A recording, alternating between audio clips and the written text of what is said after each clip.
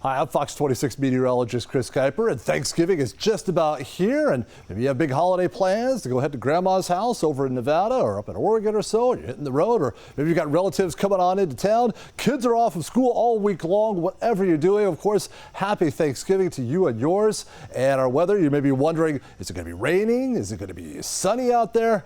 The answer is neither.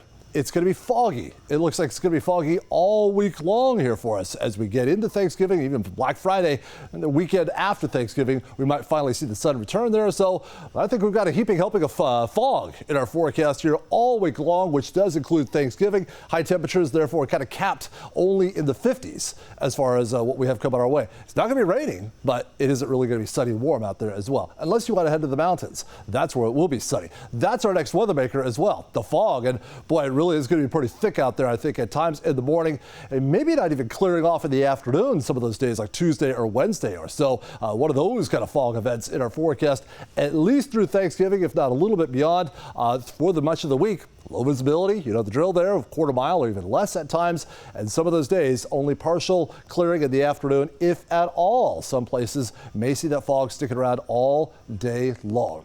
All right, let's talk a little bit about the fog coming our way. And there's actually two types of fog in meteorology. There's the advection fog, which is fog on the coastline, which gives them the June gloom and the May gray there on the coast, the Fogust instead of August. But we don't get that. We get the radiation fog, a Thule fog here in the San Joaquin Valley.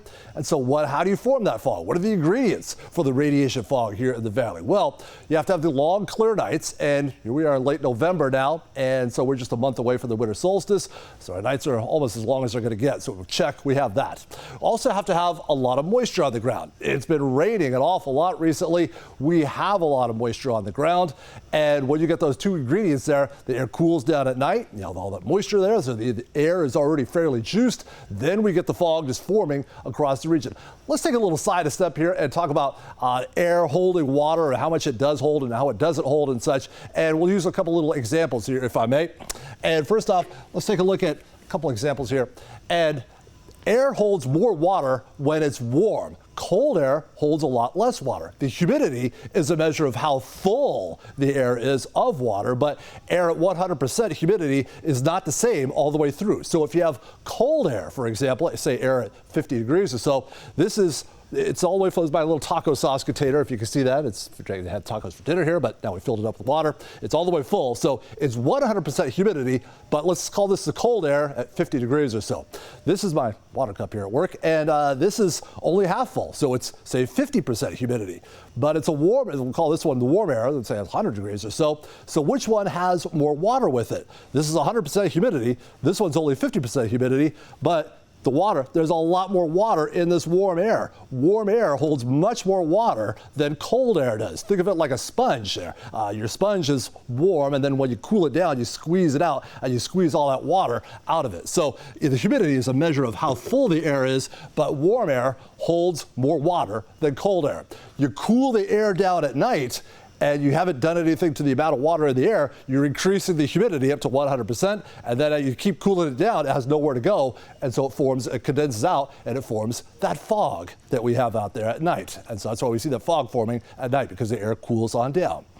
Okay, is the air juiced? Do we have a lot of water in the air? Oh, you betcha. It's been raining all kinds of, it's been raining a lot here for the past couple of months at least or so. November, we've had almost 3 inches of rain in Fresno in November, officially 2.86 inches of rain. There's still about a week and a half left of November, so we may even add a little more to it. As it stands right now, that 2.86, that's the 4th wettest November we've ever had in Fresno. We still may add to it. For the rain season, we've had over 4 inches of rain here. Normally, we've had only about a little over an inch of rain. So we are 358% of normal. Those are video game numbers. Let me say that again. 358% of normal for us. If you're thinking that seems like an awful lot, you're absolutely right. Let's compare it to all-time records here or so. For the rain season, which now begins October 1st, for the period October 1st through November 23rd, which is where we're about at right now, 4 inches of rain. We've never had that much rain in a rain season before. This is the wettest start to a rain season ever for us in Fresno. They changed the start of the rain season to October 1st about 15 years ago. It used to be July 1st. All right, let's go back to July 1st. Let's not manipulate the numbers. Let's just start from July 1st through November 23rd. right here. We've had almost 5 inches of rain. That also would be the wettest start to a rain season. So no matter when you start the rain season, July 1st, October 1st, this is the wettest we've ever been through this point in time. So boy, the atmosphere is juiced. The ground is awfully just wet and saturated out there right now. So we are certainly primed for forming fog if we get those clear nights, and we're going to see that here coming up for us here. Okay, let's take a look at Futurecast, and we can see exactly how, watch it form here. Here's the fog in the valley developing here. We were Saturday at 8 o'clock in the morning. The fog just souping up in the valley. Notice the mountains, not nearly as moist out there, and so it's probably be clear up in the mountains, but will be foggy in the valley. We get to the afternoon hours. Here we are 3 o'clock Saturday afternoon, and the valley is dried out. Maybe a few clouds in the mountains or so, but really much drier. We'll see some sunshine. Then Saturday night, we do it all over again. There's all that fog into the San Joaquin Valley, up into the Sacramento Valley as well. Mountains, they're going to be clear out there, it looks like, by Sunday morning or so, but we will be in the fog there for sure Sunday morning. Sunday afternoon, again, we dry out. Mountains still fairly dry for the most part as well. So it looks like a nice sunny Sunday afternoon. We get into Monday, and that's when it really starts to be pronounced there. Really just soup it up in the valley. Notice the mountains nice and clear out there Monday morning. By Monday, noontime or so, trying to burn off, but it may have difficulty the further north in the valley you go. Merced, Modesto, Stockton towards Sacramento. The mountains look wonderful. So if you want to beat the fog, head to the hills. I bet places like Shaver Lake and whatnot will be nice and sunny through this upcoming week. But here in the valley, we're going to be talking about fog all week long here through this weekend and through the Thanksgiving week. That includes Thanksgiving itself. Just soupy times for us. We'll bust out of the fog probably as we see a weak little storm come on in after Thanksgiving, the weekend after that. But all the way through Thanksgiving, fog, and more fog. It'll be leftovers of fog. It's going to be a very foggy time of it for Thanksgiving.